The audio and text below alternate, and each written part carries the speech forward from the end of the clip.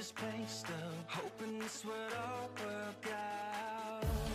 But I've been stealing time, thinking if I tried, everything would turn out right. We're caught up in the climb, love was far behind. Someone's gotta stop this madness. When all this seems like it's okay, and all we feel is dead still, we're on replay.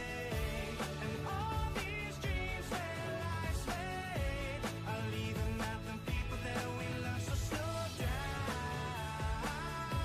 we need to slow down.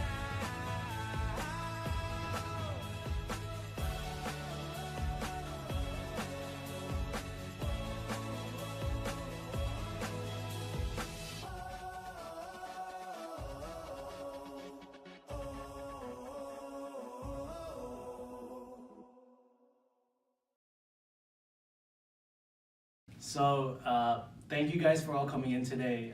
I know it's been a very long process with all these interviews, but we're really happy to say that you guys will be the next management team. And I guess we're here today because, you know, before we hand over the reins, is there any final questions that you guys have for us? How did you formulate your corporate and functional strategies and implement them? So in terms of our strategy, we thought about our firm's products and its capabilities, and then also our team's strengths and weaknesses, and we based our strategy on those. So for our firm, we saw that we had the only sports car on the market, so we identified that as a key differentiator, and then we figured out who our target consumers were.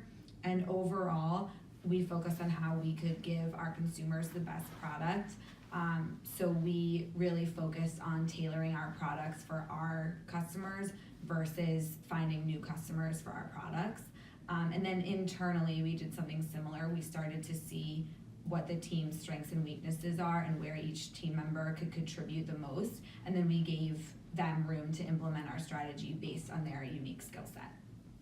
As a company, what metrics do you use to monitor your performance and allocate resources?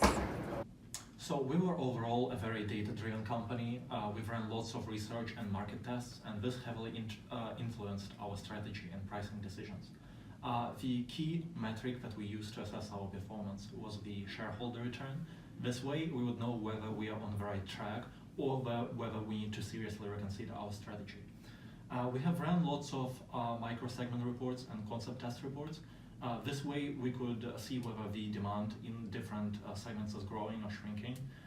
We would better understand customers' needs and would be able to then produce a product which meets their needs.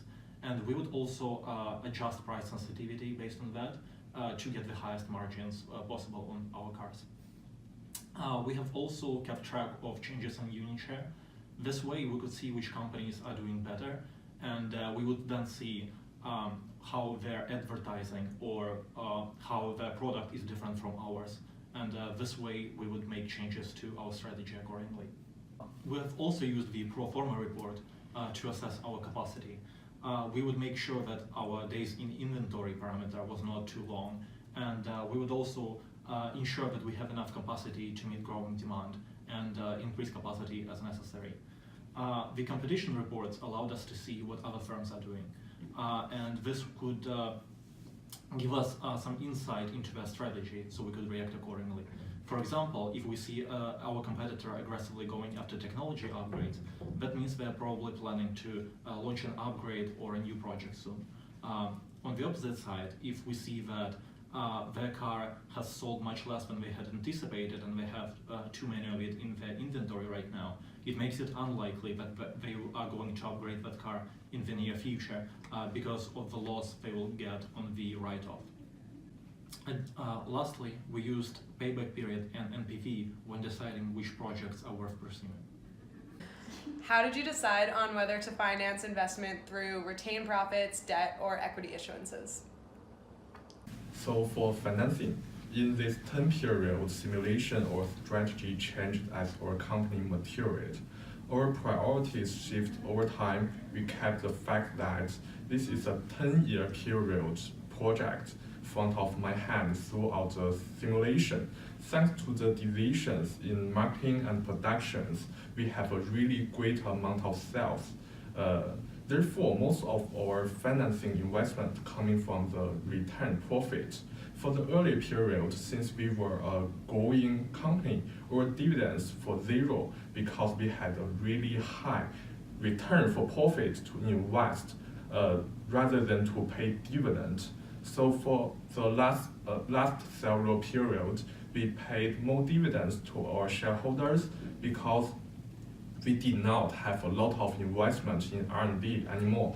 For the firm's leverage, except from substituting the short-term borrowings to long-term bond, we do not change the absolute number of debt because with the purchasing back of our stock in the market, actually we are increasing our leverage. How did you as a team handle decision-making and conflict resolution?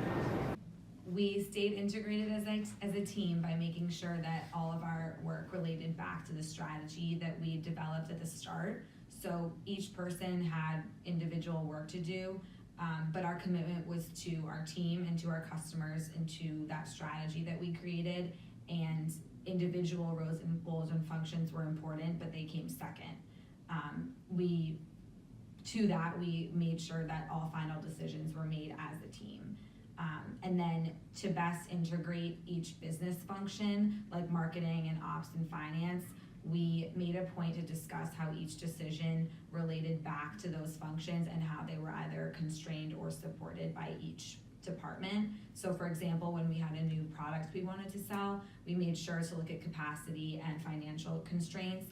And then from an operations perspective, we stayed really lean when it came to production and inventory, and that gave us the flexibility to adapt to things like market changes and customer preferences, and then we were able to adjust our marketing and financial strategies accordingly. Over the past 10 years, what are the factors that have driven the company's overall performance? That's a really great question, Ken. When it comes to the factors that drove our performance, there were actually three things that come up to my mind. First thing was what Leo talked about with manipulating the dividends. In the beginning, we didn't give out any because we needed the cash in order to invest in tech capabilities and in upgrading our cars that were on the market. The other two that come to mind is there was just relatively significant growth in the company as well as higher demand on the market for higher end cars. So when we came out with the Beacon and the Blade, we always strove to become the best car on the market, and by being the best, we usually sold the most as well. And also going to what Kirill was talking about with the concept test, what our marketing team did was they really honed in on what the consumers wanted, right? So for example, with one of our models, the Butte, we focused on both the 4L and the 5L segments, and we made sure that we optimized where the car fits into their desires. And in the end, whatever the consumer wanted, we gave them, and in the end, we sold more as well. So those combined drove our performance to become the #1 company. Right? Hopefully. Yeah. How did you allocate the resources based on the relationships of the factors that you just mentioned? So obviously, as you saw before, in the end, we did really well overall in car sales. And it took us quite some time to think of how to allocate resources, because one thing that limited us was our capacity. So although we were trying to be quite lean, at the same time, there were a couple times when we came up with shortages. So we made a strategic decision in that we would limit the amount of Blades, which is our utility vehicles, production, because they had the lowest profit margin overall. So we made the decision to increase the production for other cars that had more or higher profit margins, and decrease the production for Blade. And we were just hoping that it wouldn't influence our brand as a whole, which is why we allocated a good amount of resource into marketing and then increasing our firm preference. So in the future, when you guys take over the company, there's a couple of recommendations from us, and I guess I'll give the first one. It is to increase capacity. We wanted to do it, but now that we don't have the time, it would be up to you guys, because once you increase the capacity even further, then you guys would be able to increase sales and then not have shortages as well. So that's definitely a piece of good advice. So last question for you. As a company, how would you prepare to deal with both internal conflict and ethical decisions?